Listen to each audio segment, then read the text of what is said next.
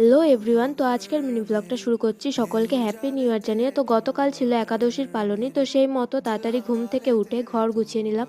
স্নান করে এসে ঠাম্মার কাছ থেকে প্রসাদ নিয়ে নিলাম। এরপর ঘরে এসে একটু ময়শ্চারাইজার মেখে নিলাম। আর আমি কিন্তু কোনো বডি লোশন বা বডি অয়েল ইউজ করি না, আমি ইউজ করি গ্লিসারিন আর রোজ ওয়াটার। এটা আমাদের ত্বককে ভিতর থেকে হাইড্রেট, নরম এবং মসৃণ করে তোলে।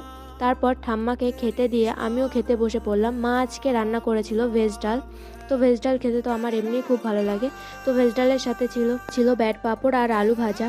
তো ভেজ ডালের সাথে বেশিরভাগ ঝুরি আলু ভাজাটা খেতে আমার বেশি ভালো লাগে। তো তারপর চলে গিয়েছিলাম আমাদের ছিম খেতে, খাওয়া দাওয়া কমপ্লিট করে। তো অনেক দিন যাওয়া হয়নি, প্রচুর ছিম হয়েছিল, তো সেগুলো তুলে আনা হচ্ছিল। এরপর বাড়ি এসে বাবা সন্ধেবেলায় এনেছিল ভেজিটেবিল চাউমিন আর মিষ্টি, তো সেগুলোই খেয়ে নিচ্ছিলাম। তো ভিডিওটা শেষ করার আগে সবাইকে আর একবার হ্যাপি নিউ ইয়ার জানাই। নতুন বছর নতুন ভাবে শুরু হোক, সবাই ভালো থাকবেন, সুস্থ থাকবেন। ভিডিওটা আজকে এই পর্যন্ত।